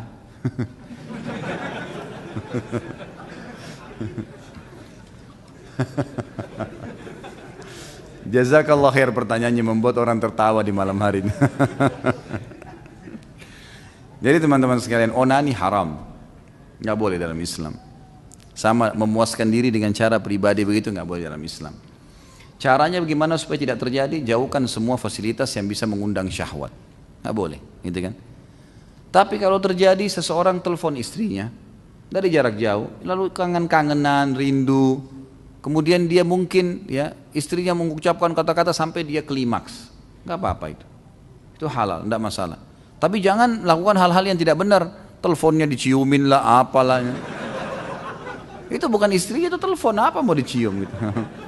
Jadi jangan aneh-aneh, tinggalkan fasilitas-fasilitas ini, gitu kan? Caranya tinggalkan hal-hal yang berbau. Kalau memang istri lagi telepon, ya ucapin sayang, mungkin rindu iya, tapi jangan ke hal-hal yang tidak baik. Insya Allah kalau antum sibukkan diri dengan ibadah, maka aman gitu. Onani ini dibolehkan kalau istri yang melakukan pada suami, karena masuk dalam firman Allah Subhanahu wa taala yang berbunyi a'udzubillahi minasyaitonir rajim, nisa'ukum harthun lakum fa'tu harthakum anna syi'tum wa qaddimu li anfusikum. Artinya perempuan itu istri kalian adalah ladang buat kalian, maka datangi ladang kalian semau kalian, boleh. Selama bukan dubur, tidak digauli di duburnya, tidak digauli haid dan nifas, boleh, gitu kan? Dan dahulukan diri kalian. Jadi ini ulama merincikan sebab turunnya ayat ini adalah masyarakat Mekah terbiasa menggauli istri dengan menunggingkan istrinya. Waktu sahabat-sahabat hijrah ke Madinah dari Mekah, muhajirin, wanita Madinah terbiasa digauli dengan suaminya sementara mereka tidur dan suaminya dari atas. Maka si laki-laki ini, muhajir ini nikah sama wanita Ansar. Waktu wanita Ansar mau digaulin dengan cara orang Mekah, gak mau, nolak. Laporlah kepada Nabi SAW, ya Rasulullah begini kejadiannya. Maka turun firman Allah tadi, wanita adalah ladang kalian, gaulilah seperti yang kalian inginkan dan dahulukan diri kalian. Jadi ibu-ibu tentunya harus bisa memahami juga ayat ini. Kalau suaminya pengen gaya tertentu itu nggak apa-apa, asal jangan hal-hal yang haram seperti dubur, nggak boleh, gitu kan? Nggak boleh. Dan boleh mendahulukan diri sendiri dalam arti kata boleh membahasakan kepada pasangan, saya mau begini, saya mau begitu, nggak ada masalah. Yang diharamkan saja yang ditinggalkan, yang tidak, yang boleh maka boleh dilakukan, gitu kan? Jadi saya sarankan Allahu a'lam dijauhi ini, dan saya sarankan juga teman-teman sekalian, selama memang masih ada peluang kerja dekat dengan keluarga, kerja di situ. Udahlah. Kerja jauh di sana gajinya $1.000, kerja di sini $400, di sini aja nggak apa-apa. Aman, gitu kan? Daripada jauh sana menderita, akhirnya foto dicium-cium kan jadi masalah. Jadi lebih baik jangan. Allahu a'lam. Pantaskah seorang suami memberikan uang kepada orang tuanya tanpa pengetahuan istri? Sangat pantas. Kenapa memang? Hah? Ini yang tanya laki-laki atau perempuan nih? Hah? Kalau laki-laki perlu saya cambuk ini. Hah? Masa bertanya begitu? Nggak perlu. Nggak ada apa kok pamit sama istri? Nggak usah. Kalau uang antum hasilnya nggak usah pamit gitu kan. Ada orang begini nih sengaja melatih istrinya jadi kurang ajar sama dia. Nggak perlu. Kenapa? Antum berikan haknya dia. Ini nafkah kamu, hitung baik-baik kebutuhan rumah, kasih. Selebihnya antum punya hak dengan uang antum. Gimana caranya? Kok bisa gitu? Kalau dia juga punya pendapatan, si istri punya pendapatan, tidak wajib pamit sama antum. Hasilnya dia bisnis sendiri, orang tuanya kasih warisan, nggak bisa antum campur tangan di situ. Dia mau bantu keluarganya kah? Masa harus pamit dulu? Enggak gitu. Kecuali memang uang itu dari kita suami berikan kepada istri, kemudian ada lebihnya, uang bulanan ada lebihnya, dia pamit sampaikan, itu lain. Atau modal kita berikan, atau mungkin istri antum yang punya modal dalam satu usaha, antum laporin, tidak ada masalah. Tapi kalau uang mau dikasih ke orang tua harus pamit, ini enggak. Orang tua itu kan wajib dibakti oleh suami, jelas enggak hukumnya? Jadi ini bukan masalah, oh kok keras sekali sama istri, bukan masalah keras. Kita letakkan batu pada tempatnya, maka akan rapi bangunan tuh, gitu kan? Harusnya begitu. Tetap istri disayangi, dicintai, dilembuti, semua haknya didapatkan sama dia. Tapi jangan kita melampaui batas. Gitu. Ada orang subhanallah beli pulsa minta sama istrinya. Semua gaji dikasih istrinya. Dia sendiri seperti orang merengek sama istrinya. Ini mana ar-rijalu qawwamuna 'alan nisa ini? Hah? Ini harus diperbaikin, nggak boleh. Ya, jelas ya. Pokoknya kalau dekat sama saya harus jadi jantan benar tuh. Nggak bisa setengah-setengah. Ada orang yang sumpahnya mengatakan sumpah ketabrak semut. Apakah sumpah tersebut termasuk berbahaya? Apa ini iseng apa? Ketabrak semut. Untuk apa ini? Apakah sumpah itu berbahaya? Ya mungkin berbahayanya karena dia permainkan sumpah itu. Tapi untuk apa sumpah begini? Ngomong yang bermanfaat, nasihat, sesuatu yang bermanfaat, ambil ilmu dari orang. Ya akhi, orang mukmin dan mukmin itu tidak boleh ngomong kecuali yang bermanfaat. Man kana yu'minu billahi wal yawmil akhir falyakul khairan aw liyasmut. Itu kaidahnya. Siapa yang mengaku beriman pada Allah dan hari akhir, dia harus mengucapkan mas, yang khair, yang baik. Ambil ilmu dari orang. Kalau saya targetnya, kalau saya pribadi, setiap kali saya ketemu orang, saya dapat ilmu apa dari orang ini? Saya selalu coba bertanya sesuatu yang merupakan kelebihan dia apa nih, supaya saya bisa dapat manfaat. Jangan kosong, atau dia dapat manfaat dari saya. Itu prinsip. Maka teman-teman kalau mungkin ada interaksi sama saya, mungkin pernah datang, saya nggak mau ngomong kosong tuh. Sesuatu apa sih yang bermanfaat? Ada yang bisa bermanfaat, sesuatu yang kita bisa tanya, ambil ilmu, atau dia dapat ilmu, dia konsultasi, silahkan. Kalau kosong untuk apa? Nggak ada manfaatnya. Karena umur kita berjalan kan, harus targetnya dari pahala ke pahala, dari pahala ke pahala. Apalagi nih, apalagi, harus begitu. Karena buku amal kita dicatat terus gitu. Maka jangan sia-siakan teman-teman. Cukuplah waktu-waktu dulu kita suka buang-buang waktu kosong. Kalau kita lihat buku amal kita dulu mungkin yang sering kita ngomong kosong, main gaple lah, main catur lah, buang-buang waktu. Apa manfaatnya? Dari mana itu orang bilang belajar perang dari catur? Bohong tuh. Mana bisa kuda jalannya L? Hah? Emang begitu orang di medan perang? Alasan semua. Apa ini buang-buang waktu kosong untuk apa teman-teman sekalian? Lebih baik antum baca buku. 1 jam, 2 jam baca berapa lembar? Baca Al-Quran bisa 50, 70 ayat, bisa 100 ayat tuh. Kan majelis ilmu antum dengar ceramah lebih baik. Ya, daripada buang-buang waktu karena di pinggir jalan sampai buang waktu berapa jam, berjam-jam. Semoga Allah kasih hidayah. Apa manfaatnya? Olahraga otak, baik olahraga otak juga baca, hafal tuh olahraga otak tuh. Orang yang sering menghafal, kenapa dalam agama dimotivasi hafal Quran, hafal hadis, ya kan? Nabi SAW memotivasi para penuntut ilmu untuk hafal, karena hafalan itu mengencerkan otak lah kalau bahasa kita ya. Hafalan, bukan dengan cara permainan, hafalan itu akan memberikan kepada kita tambahan. Itu yang dinukil dari para ulama kita, makanya mereka menghafal. Kita tidak pernah temukan di dalam agama kita ada istilah teka-teki. Coba antum lihat dari Al-Quran dan Sunnah. Enggak ada itu Nabi SAW sengaja menjebak sahabatnya untuk menjawab atau enggak ada teka-teki. Jelas A, B, B, jelas. Hafal, kerjakan, tinggalkan, jelas semuanya, gitu kan? Jadi ini yang kita lakukan, sesuatu yang bermanfaat. Karena dari sesuatu yang bermanfaat akan mendatangkan manfaat yang lainnya. Jangan pernah ada waktu kosong. Siapa yang berlaku beriman pada Allah hari akhir, dia harus berkata yang benar, bermanfaat, atau dia diam saja. Saya ini punya sesuatu yang buruk sekali Ustaz, yaitu suka pada istri orang. Nah.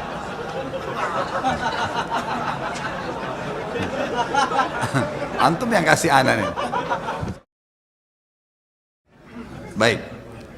Suka sama istri orang bahkan teman. Saya terus coba lawan hal buruk itu, tapi selalu ada godaan. Terakhir ini baru-baru ini teman SMA saya yang sudah 15 tahun tidak ketemu. Bagaimana ya Ustaz? Kajian rutin Riyadhus Shalihin itu setiap apa saja ya. Tentu saja antum harus lawan akhi, nggak boleh, harus diperbaikin, gitu kan? Tidak ada dalam Islam poliandri, lawan dari poligami ya.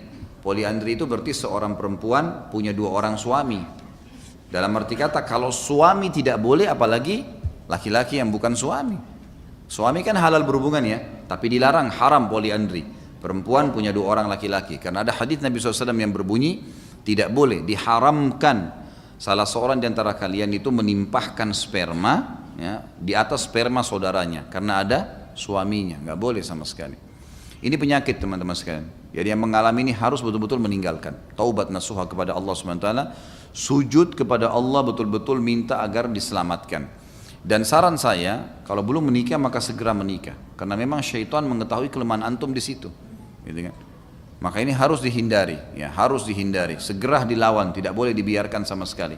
Jadi kalau pertanyaan bagaimana, maka cara saya tadi adalah taubat nasuha kepada Allah SWT, lalu segera menikah kalau belum menikah. Kalau sudah menikah, maka lampiaskan semua cinta, kata-kata sayang, apalah, tatapan mata, cumbuan, semua pada pasangan halal kita. Karena biar bagaimana teman-teman sekalian, kalau terlampiaskan, sudah tumpahkan sperma kalau laki-laki, di rahim perempuan istri kita, maka redam itu.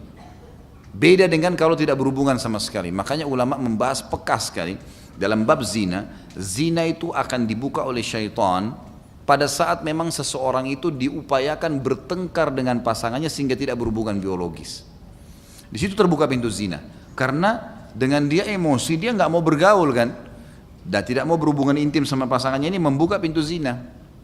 Kalau laki-laki tidak beriman sama Allah malah ke diskotik, kemudian datanglah perempuan tidak benar, kemudian dia keluhkan masalah istrinya, padahal ini perempuan siapa? Gak jelas statusnya. Perempuan ini tahu, dia butuh duit saja. Dia akan masuk ke poin itu, oh istri saya gak mau layani biologis, oh kalau sama saya bisa dan seterusnya, maka ini kan jadi masalah. Ternyata setelah menikah dengan pelacur itu pun tidak ada kebahagiaan, banyak terjadi begitu. Yang jadi masalah ternyata dia mau kembali sama istrinya sudah tidak mau. Ini jadi masalah baru. Syaitan memang suka mengacaukan kehidupan manusia seperti itu. Maka jangan dibuka pintu ini. Lampiaskan dengan pasangan yang halal itu maksimal, semaksimal mungkin itu akan redam. Karena biar bagaimana kita kalau sudah kenyang, makan secara rasional, ada makanan apapun depan mata kita, itu sulit sekali kita untuk makan lagi, apalagi kalau sudah kenyang. Maksimal itu cuma mencicipi saja, maksimal. Mungkin orang melihat, sebatas itu. Kalau punya keimanan tentu insya Allah akan aman. Allahu alam. Jadi saran saya taubat akhi. Ini maupun menjelang Ramadan, taubat nasuha, dan ini adalah penyakit yang harus kita tinggalkan. Hukum menerima uang tip adalah haram. Berikan penjelasannya Ustaz. Ini seperti saya lagi ujian ini. Dan bagaimana bila uang tip tersebut kita ambil terus kita sedekahkan ke teman kita atau kita berikan makan untuk kita berikan kepada orang miskin. Perhatikan ya, tip itu sesuatu yang dikasih sukarela itu baru halal. Tapi kalau Anda bahasakan tip ini hasil muka masam atau berusaha untuk membuat orang takut akhirnya orang bayar, haram, nggak boleh. Haram itu. Kalau orang kasih memang karena kita jasa, lagi kerja di rumah makan, kerja di satu tempat, parkir, kemudian dikasih dari dia sukarela itu halal. Boleh dibeli makanan, boleh ditransaksi halal. Karena itu sedekah dari orang. Tapi kalau dengan cara paksa nggak boleh. Ustaz Khalid semoga tidak tersinggung. Istri saya sudah tertarik dengan pengajian Ustaz Khalid. Namun karena Ustaz Khalid poligami, istri saya jadi tidak mau lagi ikut pengajian Ustaz. Sampai saya sendiri jika mengikuti pengajian Ustaz Khalid sepertinya istri saya agak keberatan. Bagaimana cara mendakwahkannya? Hal ini terjadi waktu saya mengikuti pengajian A'agim dulu. Mohon penjelasannya. Sejelas-jelasnya Ustaz. Ini penutup ya. Sebenarnya saya dalam berdakwah, teman-teman sekalian, yang saya sampaikan ini bukan perkataan saya. Ya. Apa yang sedang saya sampaikan? Hukum dari saya?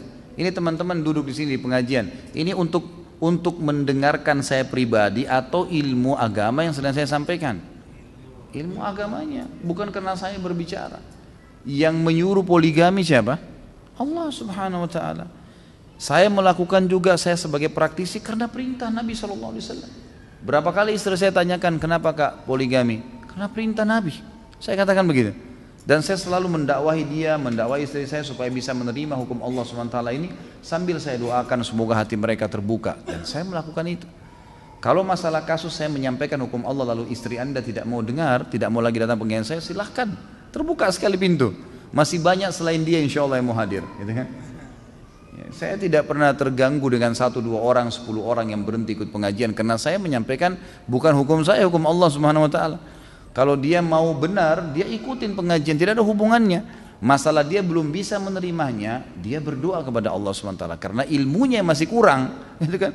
Nggak mungkin karena hawa nafsu dia atau kemauan dia lalu kemudian hukum Allah kita tolak, nggak mungkin itu, kan gitu? Tidak mungkin, mustahil.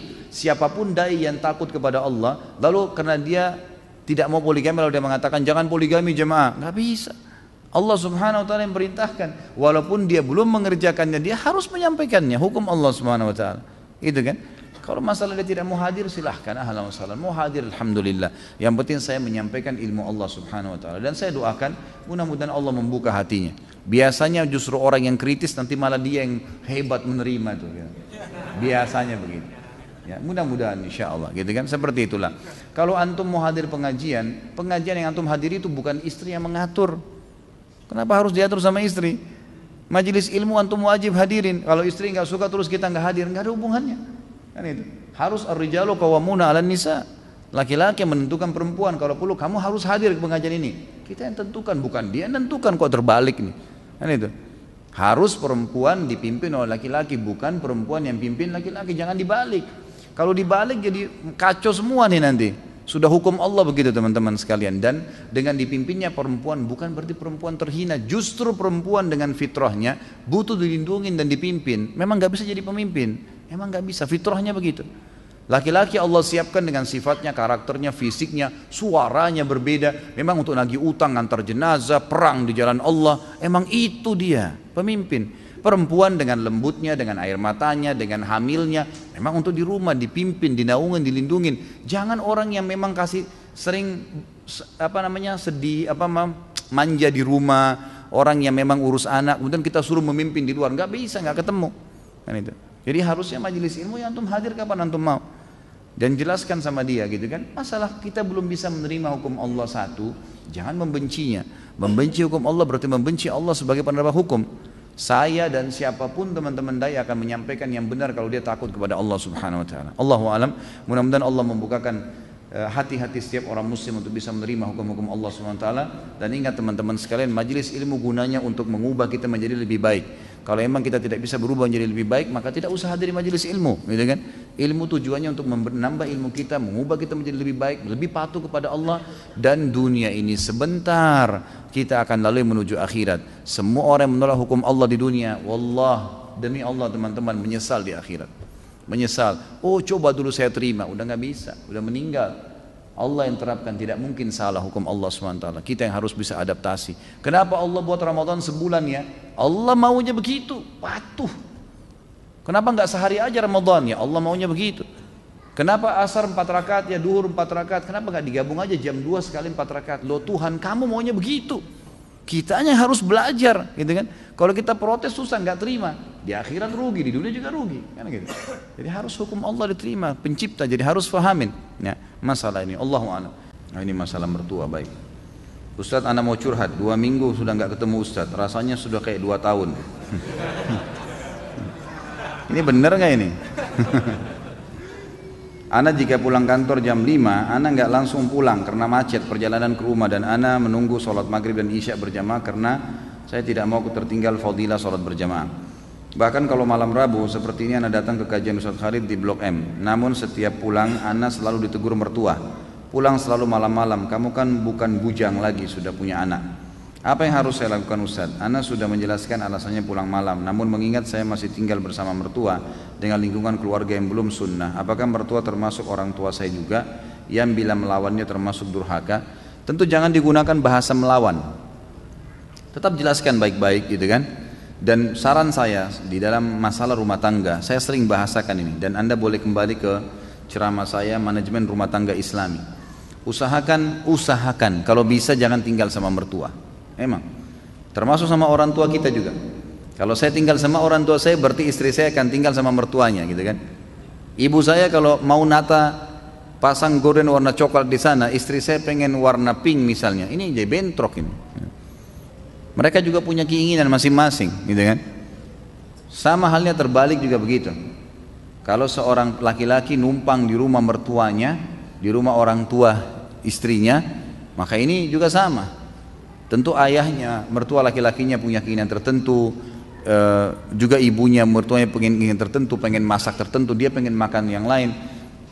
Saran saya Allahu'alam, lebih baik pindah walaupun kos, ya, semampunya, kontrak, nggak apa-apa. Belajar mandiri itu lebih baik. Ini pertama, karena kita kalau rumah tangga sendiri pertama lebih sesuai dengan syar'i. Karena memang di zaman Nabi SAW pun orang kalau menikah itu tidak tinggal sama mertua, tidak tinggal sama orang tua, mereka pindah. Walaupun itu pas-pasan gitu kan. Kemudian yang kedua, kita leluasa mengatur waktu. Saya juga pernah bahas dalam manajemen rumah tangga Islami, tidak bolehnya orang tua berintervensi lagi ke ada anak-anak. Ini teman-teman sekarang mungkin masih seumuran kita sekarang tahap punya mertua dan orang tua. Mungkin nanti satu waktu kita akan sampai pada tingkat level mereka. Kita akan punya anak-anak nanti. Jadi Anda kalau punya anak-anak nanti, kalaupun mereka sudah menikah, jangan pernah intervensi ke dalam, nggak boleh. Kecuali anak-anak kita minta tolong atau kita lihat kemungkaran.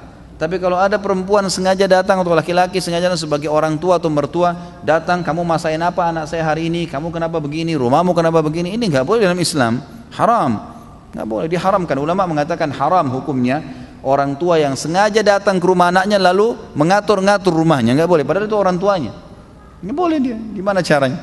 Rumah tangganya orang nggak boleh lagi dicampur, kecuali kita lihat kemungkaran, salah, memang begitu.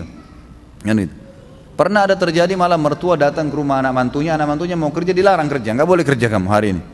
Ini aneh, kenapa nggak boleh kerja ibu? Wah, pokoknya nggak boleh kerja, gitu kan? Hari ini di rumah saja, gantian sama istri lihat anak-anak. Nggak bisa ini, gimana caranya? Cari nafkah wajib, Allah yang wajibkan, ketemu haknya Allah yang wajib dengan, apalagi ini mertua kedudukannya bukan seperti orang tua. Orang tua aja nggak boleh diikutin kalau melanggar, mencari nafkah wajib, harus kewajiban, gitu kan? Allah bebankan itu. Maka harus kita faham masalah-masalah seperti ini. Saran saya yang pertama adalah coba kalau bisa pindah tempat dengan santun tentunya. Jangan memahami bahwasanya harus langsung spontanitas segala, tidak. Bahasakan baik-baik, ajak istri, komunikasi baik-baik supaya bisa nggak kalau kita rumah tangga sendiri, saya ingin lihat kamu masak sendiri, saya ingin lihat kamu tata rumah sendiri, dibahasakan baik-baik insya Allah. Kemudian juga bahasakan baik sama mertua, terima kasih saya sudah numpang selama berapa waktu di sini, saya bisa nggak mau mandiri insya Allah, bukan saya bisa ya, saya akan mandiri, langsung dibahasakan to the point, saya akan mandiri biar saya juga merasa bisa ya berkorban buat buat istri saya dan seterusnya, gitu kan. Jadi seperti itu yang kita lakukan, Allah alam.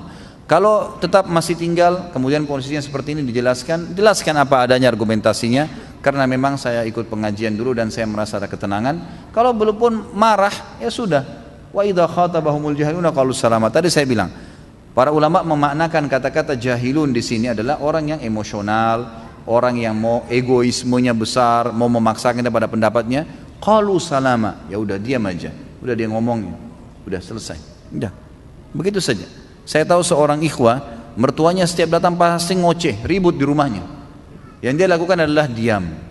Udah selesai ibu, alhamdulillah, udah dia berdiri. Akhirnya mertuanya malu sendiri, gitu kan. Apakah Ustaz Khalid keturunan orang Arab? Nah. Banyak teman anak keturunan Arab di Indonesia, jika ditanya dalam hal pernikahan, mereka mengatakan tidak boleh menikah dengan selain keturunan Arab, misal dengan pribumi dan lainnya. Dan harus menikah dengan keturunan Arab juga dengan alasan agar keturunannya atau marga Arabnya tidak hilang atau terputus. Apakah benar demikian adatnya? Jika demikian, anak orang pribumi tidak mungkin mendapatkan kesempatan mendapatkan orang keturunan Arab. Ini orang baru ikut pengajian apa nih? Karena wanita keturunan Arab biasanya cantik-cantik. Lanjutnya saya nggak usah baca ya. Ini dan kalau laki-laki tampan seperti Ustadz katanya. Ini saya nggak tambah ya. Ada keturunan memang. Ya, kakek-kakek saya dari turunan Yaman.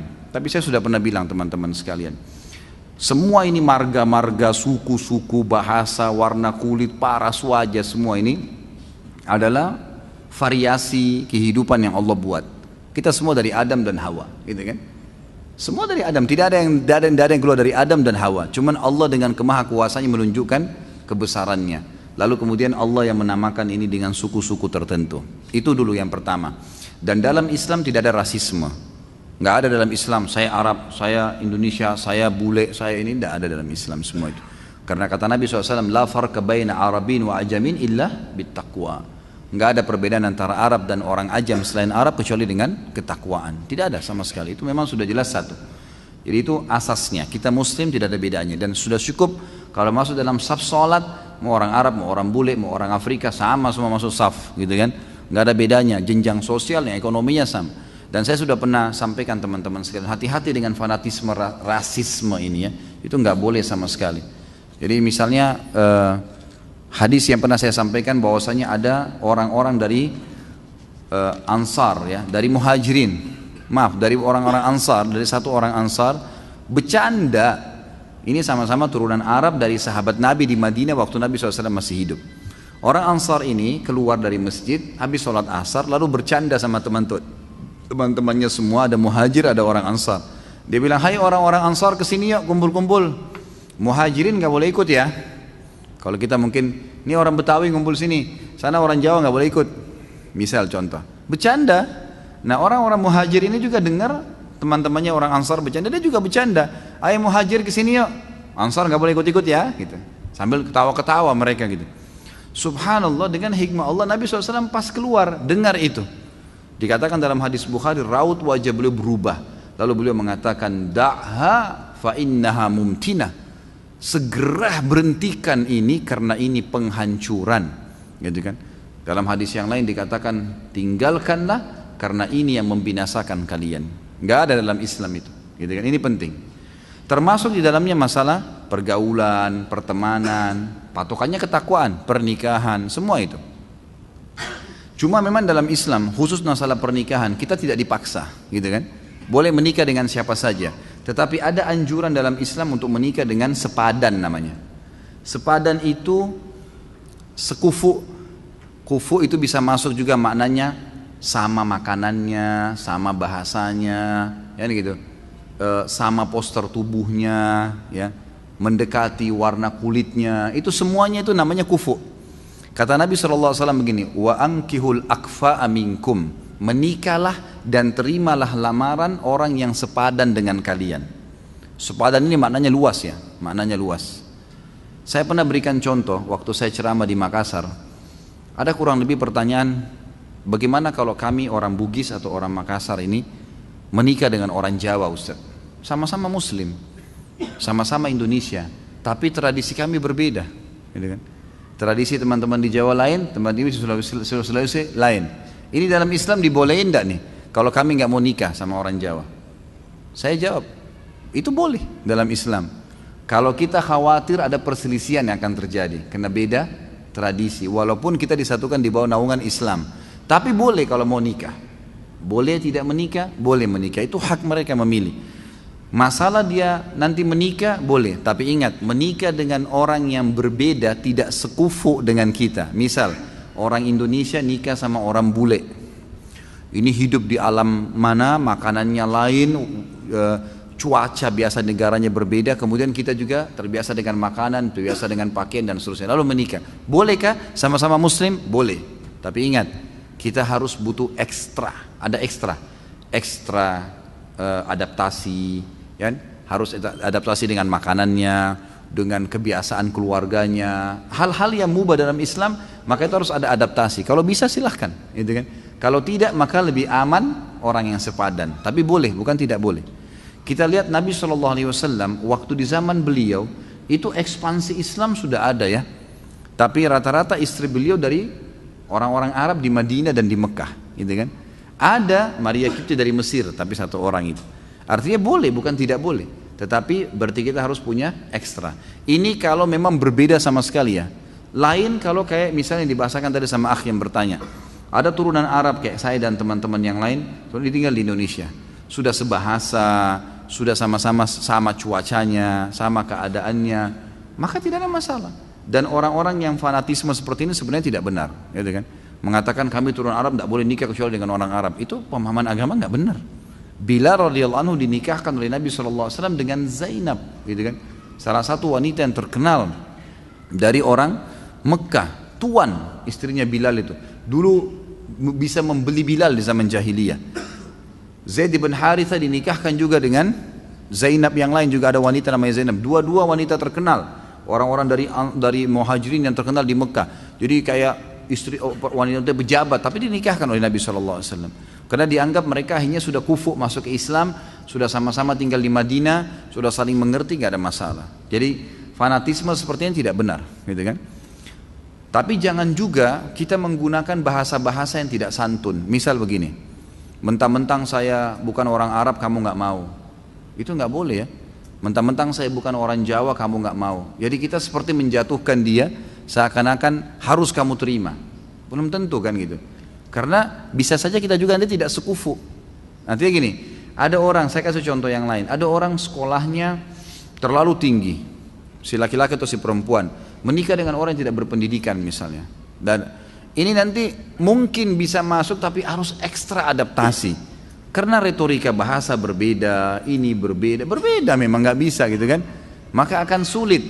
Ada bisa tapi adaptasi ekstra. Beda dengan orang kalau sudah satu bahasa dari satu kampung sama makanannya, kita sebutin makanan apa dia sudah paham, ya, udah langsung tahu, kan berbeda. Ini sudah lebih paham, ini kan lebih enak masuknya, tapi tetap boleh, bukan tidak boleh. Dan saya bilang teman-teman saudara turunan Arab atau turunan yang lain, seperti ini fanatisme nggak boleh dalam Islam, tidak boleh. Tapi kalau ada orang yang melamar, dia lihat takut anaknya nggak sekufu, dia punya hak untuk itu. Misal orang ini memang terlalu jauh, tidak mengerti sama sekali keadaan keluarga itu, boleh. Dari manapun dia punya hak untuk itu. Ini mesti difahamin. Allahu a'lam.